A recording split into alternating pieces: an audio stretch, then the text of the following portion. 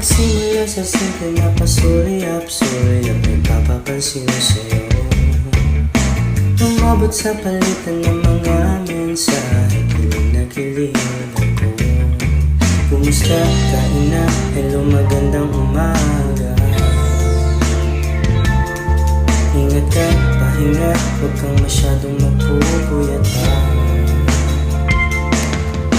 Naramdaman ng puso na dahan-dahan akong nahuhulog sa'yo. Sa kada araw natin na pag-uusap, pero nang